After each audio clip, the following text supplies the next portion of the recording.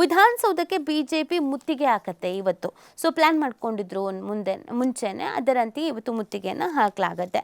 ಸಚಿವ ಬಿ ನಾಗೇಂದ್ರ ಅವರ ರಾಜೀನಾಮೆಗೆ ಆಗ್ರಹಿಸಿ ಸೋಮವಾರ ವಿಧಾನಸೌಧಕ್ಕೆ ಮುತ್ತಿಗೆ ಹಾಕ್ತೀವಿ ಅಂತ ವಿರೋಧ ಪಕ್ಷದ ನಾಯಕ ಆರ್ ಅಶೋಕ್ ಹೇಳಿದ್ರು. ಭಾನುವಾರ ಸುದ್ದಿಗೋಷ್ಠಿಯಲ್ಲಿ ಮಾತನಾಡಿದ ಅವರು, ನಾಗೇಂದ್ರ ಅವರ ರಾಜೀನಾಮೆ ಬೇಡಿಕೆಯಿಂದ ಹಿಂದೆ ಸರಿಯುವ ಮಾತೇ ಇಲ್ಲ.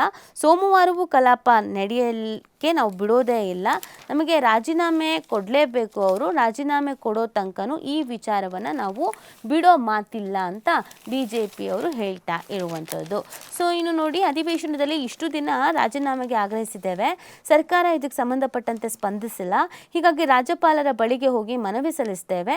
ಸರ್ಕಾರದ ಮೇಲೆ ಒತ್ತಡ ಹೆಚ್ಚಿಸುವ ಸಲುವಾಗಿ ಸ್ವಾತಂತ್ರ್ಯ ಉದ್ಯಾನದಿಂದ ಮೆರವಣಿಗೆ ಹೊರಟು ವಿಧಾನಸೌಧಕ್ಕೆ ಮುತ್ತಿಗೆ ಹಾಕ್ತೀವಿ. ರಾಜೀನಾಮೆ ಪಡೆದ್ರೆ ಈ ಬರ, ನೈಸ್ ಯೋಜನೆ, ಬಿಡದಿ ಟೌನ್ಶಿಪ್ ಕುರಿತಾಗಿ ಚರ್ಚೆ ನಡೆಸ್ತೇವೆ. ಸರ್ಕಾರವು ಅದಕ್ಕೆ ಅವಕಾಶ ಮಾಡಿಕೊಡ್ಬೇಕು ಅಂತ ಹೇಳಿದ್ದಾರೆ. ಆರ್ ಅಶೋಕ್ ಅವರು ಮಾತಾಡಿದ್ದಾರೆ ಇದಕ್ಕೆ ಸಂಬಂಧಪಟ್ಟಂತೆ.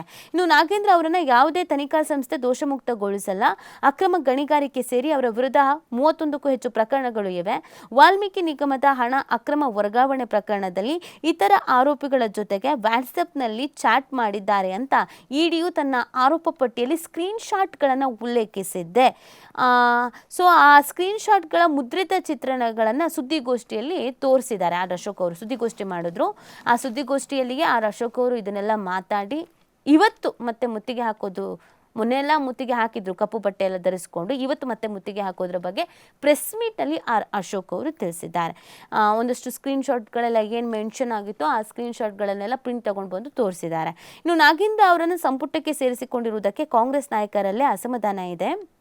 ಹೀಗಾಗಿ ಯಾರೂ ನಾಗೇಂದ್ರ ಪರ ಮಾತಾಡ್ತಾ ಇಲ್ಲ. ನಾಗೇಂದ್ರ ಒಬ್ಬರೇ ದಲಿತ ಅಲ್ಲ, ಮಹದೇವಪ್ಪ, ತುಕಾರಾಮ್ ಅವರ ಪತ್ನಿ ಅನ್ನಪೂರ್ಣ, ಕಂಪ್ಲಿ ಗಣೇಶ್ ಸಹ ದಲಿತರು. ಭ್ರಷ್ಟಾಚಾರದ ಆರೋಪ ಬಂದಾಕ್ಷಣ ದಲಿತ ಕಾರ್ಡ್ ಮುನ್ನೆಲೆಗೆ ತರುವುದು ಸರಿಯಲ್ಲ ಅಂತ ಕೂಡ ಪ್ರೆಸ್ ಮೀಟಲ್ಲಿ ತಿಳಿಸಿದ್ದಾರೆ. ತನಿಖಾ ಸಂಸ್ಥೆಗಳು ಪ್ರಾಸಿಕ್ಯೂಷನ್ಗೆ ಅನುಮತಿ ಕೋರಿ ರಾಜ್ಯಪಾಲರಿಗೆ ಪತ್ರ ಬರೆದಿದೆ. ಆದರೆ ಅನುಮತಿ ನೀಡೋದಕ್ಕೆ ಸರ್ಕಾರ ಬಿಡ್ತಾ ಇಲ್ಲ.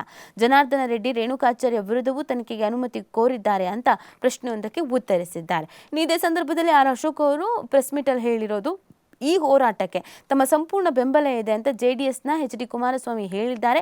ಹೋರಾಟದಲ್ಲಿ JDSನವರು ಭಾಗಿಯಾಗಲಿದ್ದಾರೆ ಅಂತ ಆರ್ ಅಶೋಕ್ ಅವರು ಇದೇ ಸಂದರ್ಭದಲ್ಲಿ ಹೇಳಿದ್ದಾರೆ. ಸೊ ಜಂಟಿಯಾಗಿ ನೀವು ಹೋರಾಟವನ್ನು ಮಾಡ್ತೀರಾ, JDSನವರು ಕೂಡ ನಿಮಗೆ ಸಪೋರ್ಟ್ ಮಾಡ್ತಾರಾ ಅಂದಿದ್ದಕ್ಕೆ ಹೌದು, ನಾವು ಒಟ್ಟಿಗೆ ಹೋರಾಟವನ್ನು ಮಾಡ್ತೀವಿ ಅಂತ ಅಶೋಕ್ ಅವರು ತಿಳಿಸಿದ್ದಾರೆ.